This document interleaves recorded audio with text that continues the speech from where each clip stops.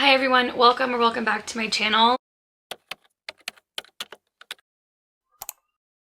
For today's video, I am going to share with you guys the books that I picked for my March TBR. For April, I think I'm going to do the cute little like prompt jar or the prompt cards to pick my books for the month. But for March, I decided just to go ahead and pick the books that I wanted to read because there are certain ones that I do want to read this month. So I figured let me pick those, and then going forward, maybe we could do like a couple that are books that I want to read and then a couple that are books from that I pick through the prompts. I just have to sit down and make the prompts for April. But I'm gonna just jump right in to the books that I picked for March. The first one is a book that I am currently reading. I just started it. Today is Tuesday, March 11th, and I started it last week.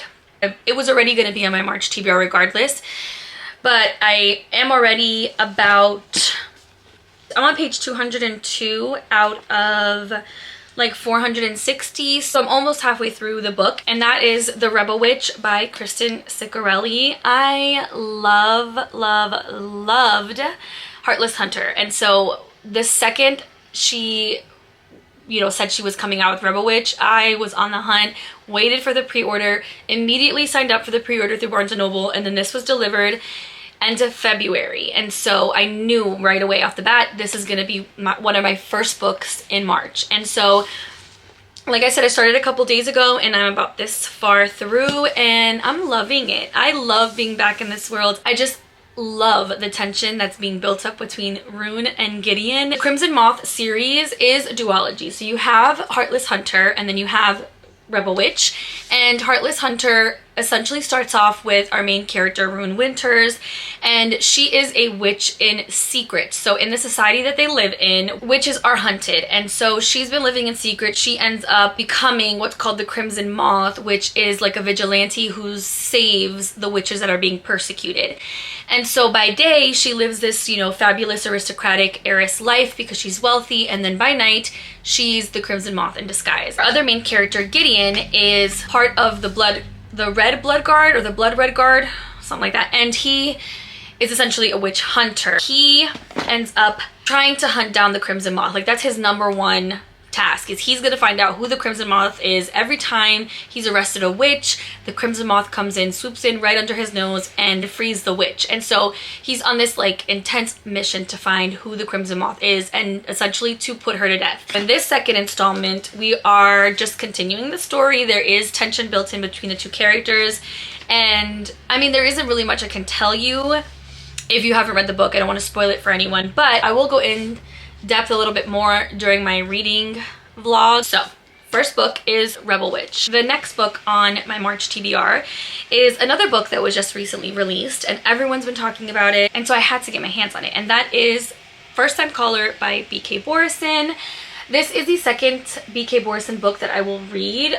The first one I read by this author was Love Light Farms, and it was good. I think I gave it like 3.5-ish stars, but this one I've heard such good things about, and so I was like, let me get my hands on it, let me see what it's about. And so we have our main male character Aiden, who hosts a radio show. Our female main character Lucy, she calls in on this radio show. It's like a romance hotline. So she calls in, she's a single mom, her daughter's kind of like, listen, you need to get out there, you need to date, like do something. So she calls into this hotline, and what she says enraptures the audience, and then people end up wanting to hear more from her. And so the story unfolds between the two of them, Aiden, the radio show host, and then Lucy, who is this caller, who then ends up forming this kind of relationship with Aiden. And that's as far as I know about this book, but I'm really excited to read this one. The third book for our March TBR is Scythe and Sparrow. Now this book I pre-ordered and I have been waiting for it. I read the first two in the the Ruinous Love trilogy, which was Butcher and Blackbird and Leather and Lark, and I enjoyed them both. They were really good. I personally liked Leather and Lark more than Butcher and Blackbird, but the second I saw that this was out on pre-order, again, pre-ordered it. I've been waiting on it. Another anticipated read for me for 2025. This follows the third brother, Fionn Kane, who is a doctor, Rose Evans, who's part of the Silveria Circus. She's like this badass motorcycle performer. She ends up with a broken leg on the doorstep of Dr. Fionn Kane. I can't wait to read this. I'm probably going to read it while also doing the audiobook because the male main character's accent in this series are Irish, I believe. They're either Irish or Scottish, and the accent sometimes is hard for me to place when I'm reading, so I will read while doing the audiobook. Most of the time I'm only listening to the male chapters because the last two books I couldn't stand the female narrator for either one of them, for Sloane or for Lark. I couldn't do it. So I'll give it a try and see if I like Rose's voice. If not, I'll probably end up doing the same thing where I just listen and read along to Fion's chapters. Right, another new release, and that is Deep End by Ali Hazelwood. This is another book that is getting so much talk right now across all social media. This would be my second Ali Hazelwood book that I have read. Now, the first book I read from her was Bride, and I loved every single second of it. I ate that up. It was perfect. It was spicy. It had werewolves. It had vampires. For me personally, it was amazing. It was great. I gave it 5 stars. I loved it. I think I'm going to like Deep End because what I've heard is this book is spicy. He's a swimmer, and the girlfriend he currently has does not like some of the things he likes in the bedroom. But her best friend, or friend, I don't know if they're BFFs, but I know they're friends, is down for that. And so that's where he comes in. He ends up, I guess, hanging out with the best friend. They end up finding out that they have the same sexual preferences, and it goes from there. So I'm excited to read this. Like I said, I loved Bride. I love a good spicy, smutty book, and I think this is going to give me that. I really think I'm going to love it. The second to last book on our TBR is a book club pick. So I have a cousin's book club, and so this next pick was my turn, and I decided to pick Familia by Lauren E. Rico. I kind of was supposed to read this in February, but our book club got pushed back to the end of March, and so naturally I didn't read it, and now I'm going to read it before the book club because I tend to read our book club picks like literally a week before book club because that way everything's fresh in my mind. I can go right into book club discussions without having to like kind of go back and skim through. And so this was a book I actually saw when I was in Puerto Rico last February.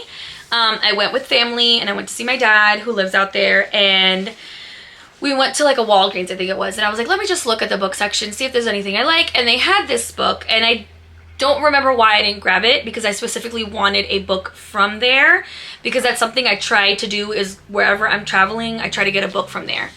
But then like a month later, I saw it was on Book of the Month, and I added it as like a second book to my box. And so yeah, I'm excited to read it. I know it's about a girl who ends up finding out, she does like an ancestry and ends up finding out that she has a sister in Puerto Rico. And the thing is, she has no idea. She doesn't realize she's adopted. She thinks that this is a mistake. And so she reaches out to this person to let them know like, okay, there's something going on, there's something wrong. When she reaches out, she ends up finding out that this older sister of hers has been looking for her for years, since she went missing as a little girl. And the second she reaches out to her, you know, this older sister of hers is like, oh my god, I've been looking for you, like, please, let's reconnect, let's this and that, whatever. And she's kind of like, whoa, hold on a second, this is a mistake. I have 2 parents, I don't have any siblings, I don't know what you're talking about. So the girl has no idea that she's been adopted. And I believe at this point she's in her early 20s. They end up getting together and kind of just trying to figure out what's going on, because now she's like, whoa, this is not, I was told nothing growing up. There's no way, this can't be true. And on the other side, you have the older sister who all she's been doing this entire time is looking for her little sister. So yeah, I'm excited to read this. Usually I tend to be the person in book club that picks the really smutty books. A lot of my cousins have picked either murder mysteries or historical fiction. We just read Veronica Decides to Die by Paulo Coelho. right? Is that his name? Paulo Coelho. So a little bit more thought-provoking books where I tend to bring the spice. One of the book picks I picked was like, oh my god, what was it?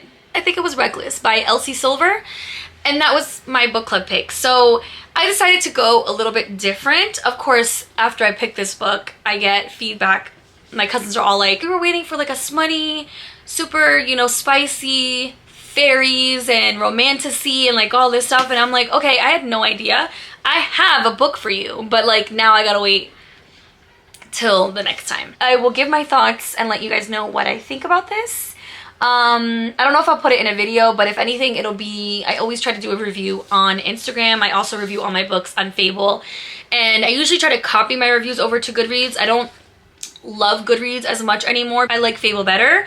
You can do like a more precise rating, and there's lots of things you can base your rating on. I tend to post all of my reviews on Fable. Occasionally I'll copy them over to Goodreads just to keep it balanced and keep it up to date.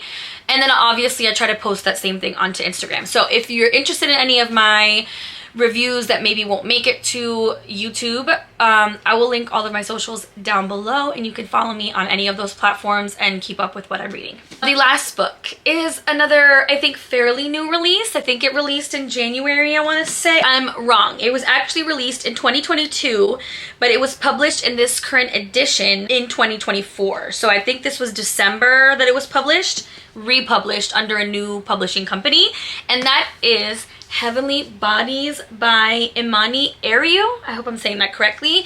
I have heard such good things about this book. This is the Fairy Loot edition. And so it's like, it's just beautiful. Just look at the sprayed edges on that. It's just beautiful. And then the cover, if you've ever gotten a Fairy Loot, they're just beautiful books. And the covers, all of the dust jackets are reversible. And then they come with exclusive end paper art, and so this is what we've got. Like, oh, this edition is just beautiful. And then this is the back, the end papers on the back, and then this is our cover, which again, stunning. Look how beautiful that is. And then our reversible dust jacket.